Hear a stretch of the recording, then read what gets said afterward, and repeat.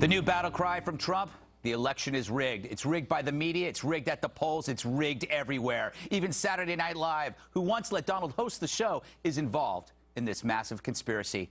Let's quote the book of Deuteronomy. I think they are the news media. This is not about election officials at the precinct level. I think it's amazing that Trump is as close as he is right now, considering the one-sidedness of the news media barrage.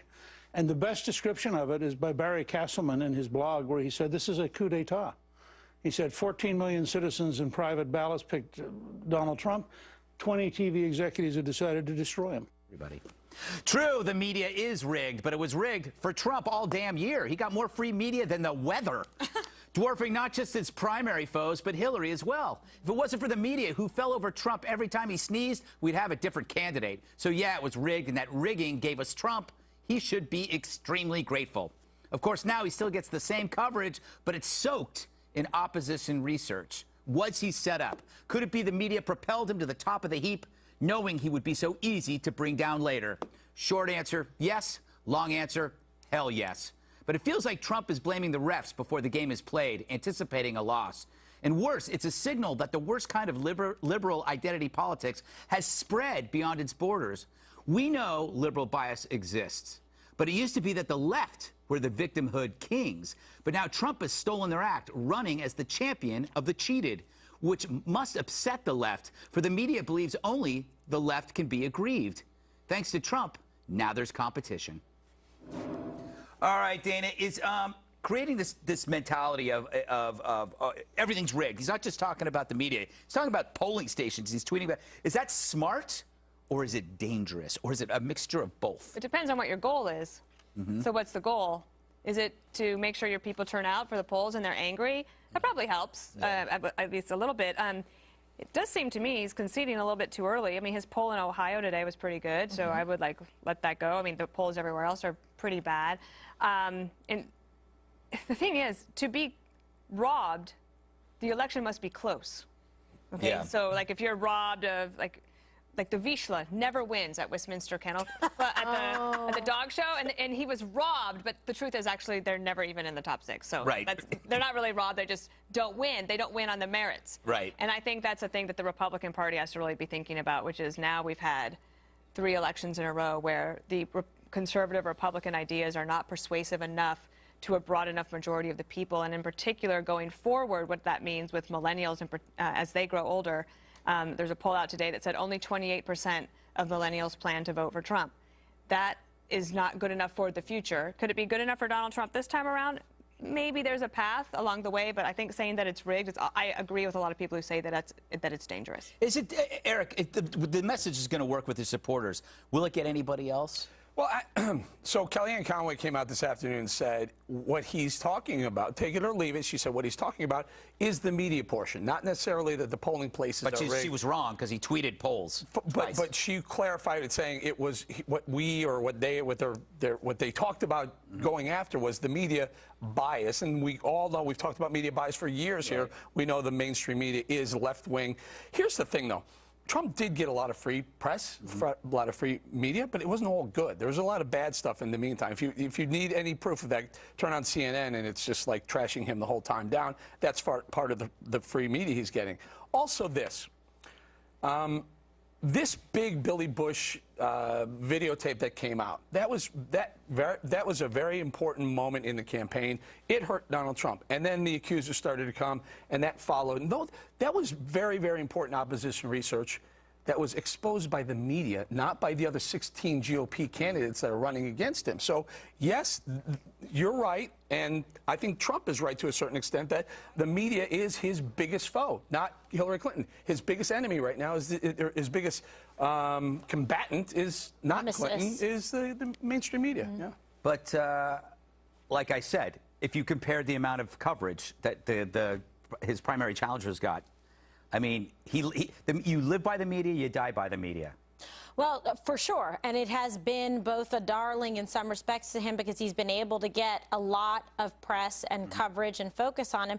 But he's also the guy that says yes to the interviews. I know when we've tried to book people, you know, and New Year's and other things, it's like people are like, no, no, or Hillary, come on here, no. But he says yes, and he makes himself available, and he sticks around and talks to all the reporters after each of these debates in the primaries. I saw it, and I was like, wow, honey badger, because he wasn't going home. It was still like 12:30, etc. But again, there's risk with that. There can be great reward, but tremendous risk. Because what do we see? This is almost just like, you know, medieval in its origins. They build you up to, you know, take you down for the great fall. Obviously, they had this opposition research and this tape of him. They knew that this existed, but it was placed and perfectly timed for like maximum impact. But who do you think knew that I'm just curious. NBC like when he says knew they had it. I mean, they knew they had it. And there is some evidence to suggest that as well in terms of that's like not what I've read. Billy Bush, talking about it. Well, he talked about it in August at the for sure. The Olympics. And so, so I think that if they had that, they know it, then was it leaked ahead of time? It was going to come out also that Monday, but then it was leaked on that Friday. So there's a lot of different things. I mean, we're probably not going to know all of it until kind of this sorts out and we see what happens in the election. But I will tell you this, and I'll be quick. The new Politico Morning Consult poll of registered but not likely voters indicates 41% of voters now believe November's election could be stolen from Donald Trump due to widespread voter fraud, and 73% of Republicans think the election could be swiped from him. Right. So just 17% of Democrats. Maybe he's keeping on with this to say this so that his voters are super motivated to turn out for him, because that's the chance that he has, because the polls don't look like he can gain much ground from getting new supporters or people added on from women or minorities or independents. Juan, trying to get all of your supporters or to believe that America has rigged elections like a third world dictatorship or a banana republic, is this healthy? It's not healthy at all, and that's why I think you see pushback from Republican officials. And that's why Trump's at war right now with the Republican Party chair in a state like Ohio, where you would think that, oh my gosh, he's not doing bad in Ohio, but here he is attacking the party chair because the party chair is associated with the governor, John Kasich. And so he's going after the party chair, and the party chair, I think, was on Fox News today saying, hey, wait a second, we run a fair election. I'm responsible for election here. I'm a Republican. You see the same thing in North Carolina. He's going after Republican officials. And what you see is pushback, including from people like Paul Ryan. He just continues to attack Paul Ryan. Again, I don't know why, but he's going after Republicans. To me, it looks like the Civil War is raging. The problem is that he also says things, Greg, like, oh, you know what? You should monitor those inner cities. Oh, geez. I mean, so now it's like, oh, yeah, let's go after those minority people, because that's where they are. Inner city is a euphemism for that. And so, you know what we're going to do? We're going to ask our white voters to watch those minority. I mean, I think this is poisonous for us as a people, as an American people. Well, can I play Giuliani? This is Giuliani this morning talking about voter fraud.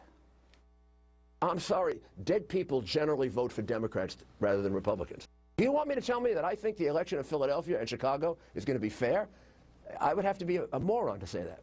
I've found very few situations where Republicans cheat. They don't control the inner cities the way Democrats do. Maybe if Republicans control the inner cities, they do as much cheating as Democrats. That's pretty funny. I think this is a losing strategy, that part of it. It's too early to be saying we may lose because of the process is rigged. Generally, it's not, unless you're really, really close and there's some fraud that goes on. It's a winning strategy to say the process is rigged because the media is in the tank for the Democrat. Right. That works, and that will get people behind you. But this idea that we may lose already with 22 days out, it's a mistake, because he's within the margin of error in every single swing state, every single one of those, with the exception of maybe Michigan. I think it's 10 or 11. But everything else is within the margin of error. This is not over if you get the right message and nail it down now. One of the things that the media couldn't rig was organizational efforts in the states. And if you look at early voting, the Democrats put a premium on it. They've worked on it very diligently, and that's paying returns for them in places like Florida, possibly even in North Carolina, and maybe in Ohio. Not as well in Ohio, but they knew that state was going to be tough for them. So The media can't rig that part. That is a responsibility of the Republican National Committee and the candidate himself. And the fact that the first debate was so important and he was largely believed to have lost that debate, the media couldn't rig his performance. So believe me, I get it that the media could be left-wing. I mean, look at what happened to Romney. Yeah. He was the media darling during the primary season, and then as soon as he became the candidate, they went after him, Yeah. and they went after him hard. But you kind of have to factor that into your thinking as you go into it. You know if what? you're The media Republican. can't make stuff up. I mean, I'm just Are you astounded. Every day. I don't know. The media didn't make up the 47% No. Romney tape either. No, they didn't make up the tape with Billy Bush, right? Those were his No, but they words. certainly spent a lot Doesn't of time matter. digging for All stuff. I'm saying, the are you point is thinking that politics, we don't dig on each no, other? Yeah, I don't think the media spends a 1/20th the amount of time they spent on digging for the GOP nominees' history and background you know what? that they do for the Democrats. You're so right, because who came up with this email stuff on Hillary Clinton? Not them. Oh, not the media. not the New York Times. Not the New York Oh, Times. you mean the original? Times. Yeah. Oh, I make stuff up. But anyway, let me just say, I think that what you've got here is a situation where the momentum is clearly with Hillary Clinton in all these swing states. But the key point is, I hear from people all the time, well, maybe the polls are wrong because there's a silent group of people, Trump supporters, who are afraid to admit they're a Trump supporter, and they're going to rush to the polls. This is what Trump is now saying. Right. This is the last. But every time, Greg, it's stoking alienation, anger, a sense that somehow the system is against him.